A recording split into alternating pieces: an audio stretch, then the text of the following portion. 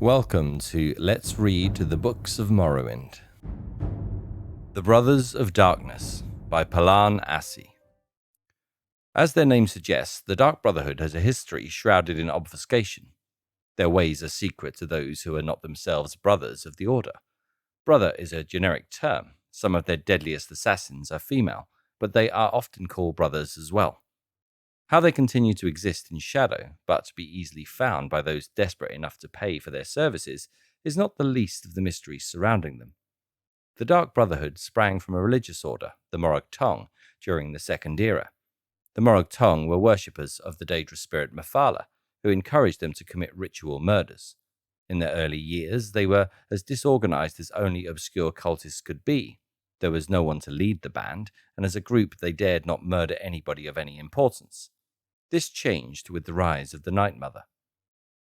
All leaders for the Morag Tong, and then afterward the Dark Brotherhood, have been called the Night Mother.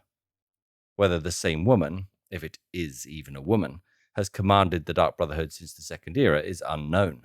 What is believed is that the original Night Mother developed an important doctrine of the Morag Tong, the belief that, while Mephala does grow stronger with every murder committed in her name, certain murders were better than others. Murders that came from hate pleased Mephala more than murders committed because of greed. Murders of great men and women pleased Mephala more than murders of relative unknowns. We can approximate the time this belief was adopted with the first known murder committed by the Morag Tong. In the year 324 of the Second Era, the potentate Versajew Shai was murdered in his palace in what is today the Elsewhere Kingdom of Senchal. In a brash move, the Night Mother announced the identity of the murderers by painting Morag Tong on the walls in the potentate's own blood.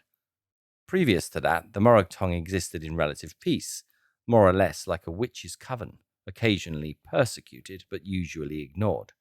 In remarkable synchronicity, at a time when Tamriel, the arena, was a fractured land, the Morag Tong was outlawed throughout the continent. Every sovereign gave the cult's elimination his highest priority. Nothing more was officially heard of them for 100 years. It is more difficult to date the era when the Morag Tong re-emerged as the Dark Brotherhood, especially as other guilds of assassins have sporadically appeared throughout the history of Tamriel.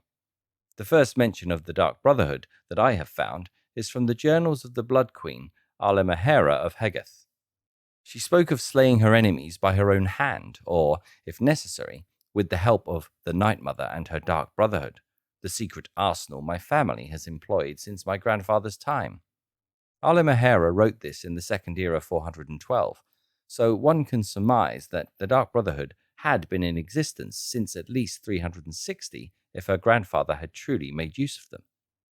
The important distinction between the Dark Brotherhood and the Morag Tong was that the Brotherhood was a business as much as it was a cult.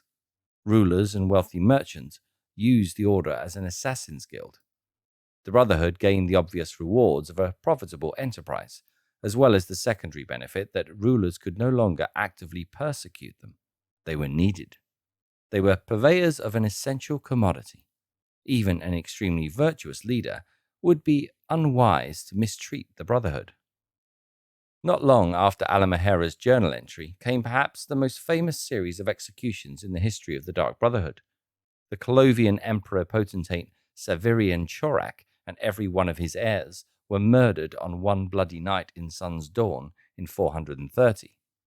Within a fortnight, the Colovian dynasty crumbled to the delight of its enemies. For over 400 years, until the advent of the warrior emperor Tiber Septim, chaos reigned over Tamriel. Though no comparably impressive executions have been recorded, the Brotherhood must have grown fat with gold during that interregnum. The Dark Brotherhood has no shortage of business opportunities, and accounting, I have been informed, is the Brotherhood's favorite euphemism for an execution. While they are officially considered an unlawful organization in every corner of the Empire, like the Thieves' Guild, they are almost as universally tolerated.